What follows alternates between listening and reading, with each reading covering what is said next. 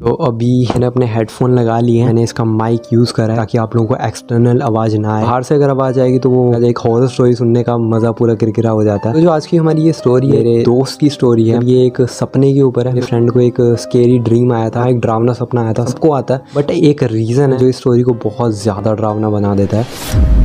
तो ये बात है 2016-15 के आसपास, जब वो अपने 8th क्लास की पढ़ाई कर रहा था। उस टाइम पे हॉस्टल में था। वो बताता है कि उस टाइम पे ना गर्मियों की छुट्टियां पड़ने वाली थी उसे। जब उसकी गर्मियों की छुट्टियां पड़ने वाली थी, उससे एक दिन पहले उसे रात के टाइम एक सपना आता है, काफी ज्यादा डरावना सपना। उसके लिए एक नाइटमेयर होता है। वो बताता है जब मैंने सपने को देखा ना तो भाई मेरी हालत खराब हो गई थी उस टाइम पे।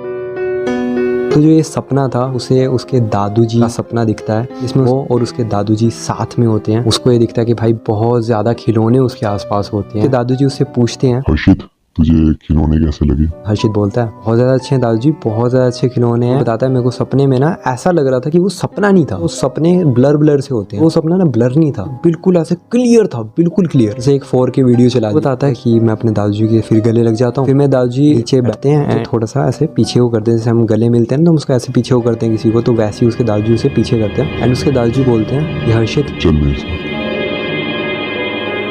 तो दादूजी को बोलता है दादूजी कहाँ? तो दादूजी बोलते हैं ये मत पूछ, बस चल मेरे साथ। तो वो अपने ना दादूजी को मना कर देता है, दादूजी मैं नहीं जाऊंगा। इसी वो अपने दादूजी को मना कर देता है। खिलौने ना एकदम से गायब हो जाते हैं। एंड वो पीछे मुड़ के देखता है तो खिलौने गायब, सब गायब हो जाता है। वापिस अपने दादूजी की तरफ मुड़ के देखता है, दादूजी भी गायब। तो बताता है कमरा है वो बिल्कुल हरा हो जाता है, वो पूरा कमरा हरा हो जाता है। जब कमरा हरा हो जाता है मेरे को ना मेरे कंधे के ऊपर फील होता है, मेरे कंधे के ऊपर किसने हाथ रखा।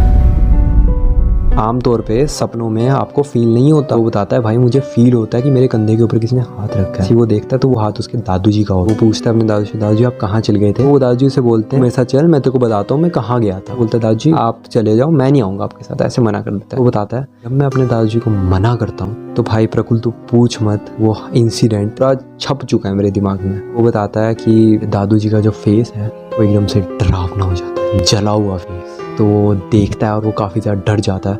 एंड जैसे ही वो डरता है वो एकदम से उठ जाता है, उसकी नींद खुल जाती है।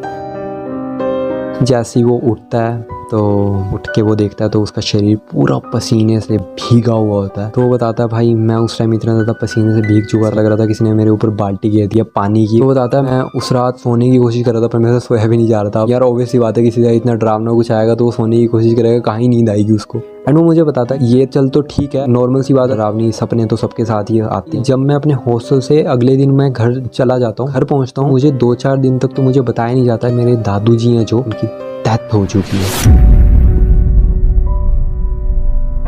भाई एक बच्चे के लिए जिसके दादूजी मतलब इतने ज़्यादा करीबी हैं, इतनी ज़्यादा अटैचमेंट थी उनके साथ कि जब मुझे ये चीज़ पता चलता है कि भाई मैं इतना ज़्यादा टूट जाता हूँ कि भाई मुझे क्यों नहीं बताया। तो उसके दादूजी जब एक्सपायर हुए थे तो उसी रात उसे सपना आया था, उसी रात के टाइम ही उसके दादूजी एक्सपायर हुए हैं और उसी रात उसे सपना भी आया। तो हम कह सकते हैं कि उसके दादूजी उसके पास आए थे उसे अपनी दुनिया में ले जाने के लिए, अलग दुनिया जो हमारी सोच समझ से अलग है, हमारी सोच समझ से परे है। तो उसने मुझे ना बताया, मुझे एक फैक्ट पता चलता है जब तुम्हारे सपने के अंदर कोई एक मरा हुआ आदमी तुम्हारे पास आता है, मैं बुलाता है मेरे साथ चलो या ऐसा कुछ भी, तुम्हें मरा हुआ आदमी तुम्हारे सपने में दिखता है तो वो तुम्हारे आसपास होता है, जिसके वो सबसे ज्यादा क्लोज होते हैं वो उसके सपने में आते हैं। तो मुझे बताता है यार आज भी मुझे ये चीजें डराती हैं बहुत ज्यादा एंड मुझे बहुत ज्यादा डर लगता है। बाकी क्या राय है आप लोगों की स्टोरी को लेके, आपको क्या लगता है ऐसा कि उसके दादूजी आए थे उसके पास, ऐसा हो सकता है या नहीं हो सकता, आप लोग मुझे कमेंट में बताना।